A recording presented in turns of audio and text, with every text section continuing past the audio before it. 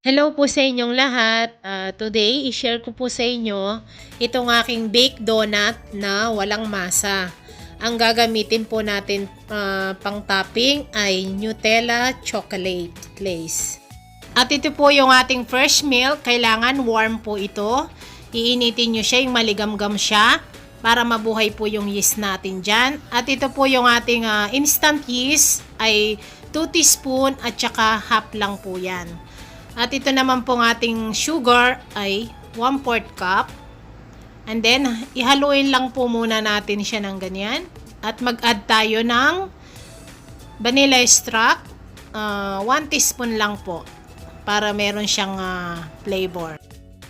Ang eggs po natin ay 2 medium po ito. Kaya po half cup na lang yung fresh milk natin dahil 2 ang ating eggs. At ito pong ating canola oil ay 1/4 cup. Ayan po. Then, mix lang po natin ito. Ang bread flour po natin ay 3 cups po ito. Pwede pong all-purpose flour kung meron kayo. At ang ating salt ay half teaspoon. At ito pong ating baking powder ay 1 teaspoon. Halo lang po natin to. Then, mix na natin dito. Then, haluhin lang po natin yan. Ayan po. Kailangan yung panghalo nyo po ay matigas na ganito. Para mahalo nyo pong mabuti. So, ayan. So, ang gawin lang po natin yan. Halimbawa, ganito po yung kanyang medyo napasobra yung inyong liquid. Pwede po tayo mag-add ng 2 tablespoon na bread flour. Ayan. So, lahat po ng sukat nito, yung ating fresh milk ay half cup fresh milk na warm. At yung sugar natin, 1/4 cup. At yung ating oil ay 1/4 cup. Ayan po. Mix lang po natin siya. Ayan. Ngayon, aluhin lang po natin itong mabuti hanggang wala na po kayong makitang puti-puti o buo-buo na arena. Tapos pwede na po yun, takpan na natin para siya ay mag-double size. Ito na po yung kanyang texture. Ayan. So, ang gawin po natin nito ay takpan na po natin siya. Sprayan lang po natin ng oil sa taas or lagyan nyo po ng kahit anong oil kayo, yung canola oil, sa taas lang po. Then, takpan na po natin siya hanggang siya ay mag-double size. Lahat po ng sukat nito ay ilalagay ko po sa huling video natin. Ayan po. Ito na po yung ating dough. Ayan, double size na po siya. Maglagay lang po kayo ng oil sa kamay. Ayan. Para hindi lang siya didikit. Gaganituhin nyo. Maglagay po tayo ng flour dito. At ngayon, lagyan nyo lang po siya ng flour sa taas. Kagaya po ng sinabi ko, meron po tayong arena na hindi matakaw sa tubig. Meron naman po yung matakaw sa tubig. Kaya tansyahin nyo lang po siya.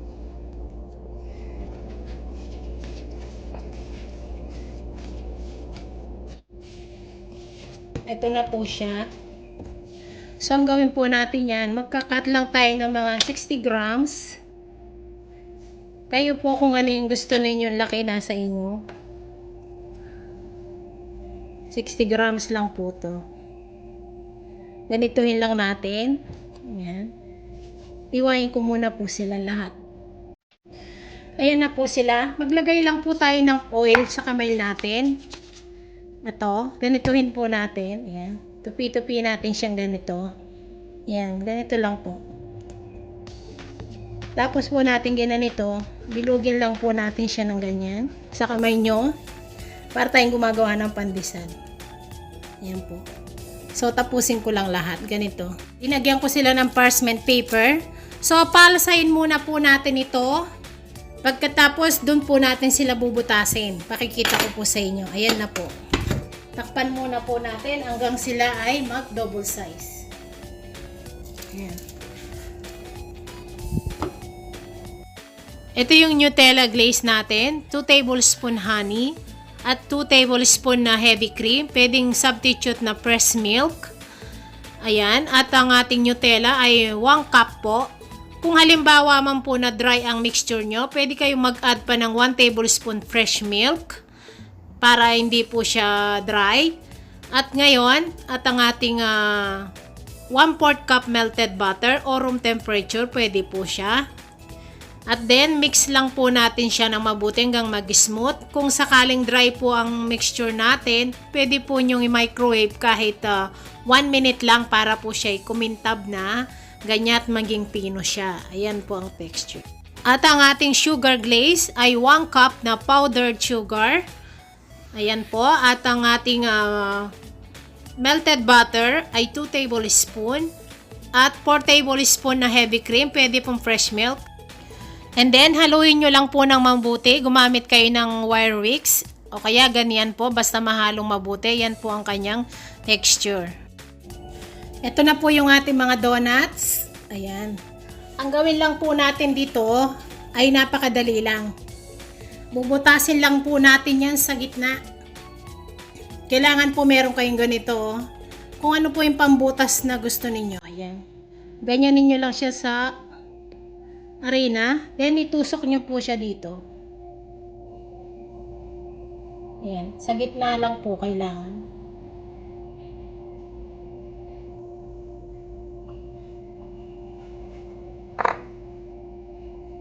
Ayan na po siya, nakuha natin.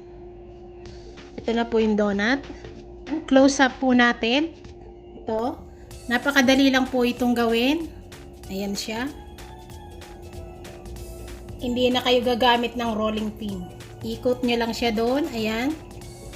At kunin nyo na siya. Ito na. So, ayan na po. Ganyan lang. Tapusin ko muna sila. Ibrasan po natin sila ng butter sa taas. Kung gusto nyo po na egg white, pwede rin po. Ako, butter po yung pinambabras ko. Ito na po yung donut natin. Ayan. Pagtapos nyo po silang nabutasan, yun, kinaskasan na natin ng butter sa taas. So, ngayon, i-bake na po natin sila. Huwag nyo na po silang i-rest. Kasi pag ni-rest nyo pa sila, matatakpan po yung butas, aalsa na naman. So, para may butas po sila. Ayan. Kailangan po bago nyo sila isalang, naka-preheated po yung oven nyo ng 15 minutes. Nakapainit na siya bago po sila isalang. Ayan na po yung baked donut natin. So, gawin po natin ito. Palamigin muna po natin sila bago natin sila lagyan ng glaze sa taas. Ayan. Ngayon, ito na po yung ating donut. Ayan po, napakalambot nila. Ayan o. Lalagyan na po natin ngayon ng glaze. Dito muna po tayo sa sugar natin. Kapag po ito ay nalalamigan siya, pwede naman po kayong mag-add ng konting fresh milk. So, ngayon, dito, lagyan na po natin siya. Ayan. Pag-ganon nyo lang dyan. Ayan. Ayan nyo muna siya. Ayan na po. Yung ating sugar na glazed donut. At dito naman po tayo sa chocolate Nutella natin. Ayan. Kapag po nadadry siya, pwede nyo naman siyang ilagay sa microwave. Kahit po mga ilan minutes lang para siya mabuhay muli. Ayan.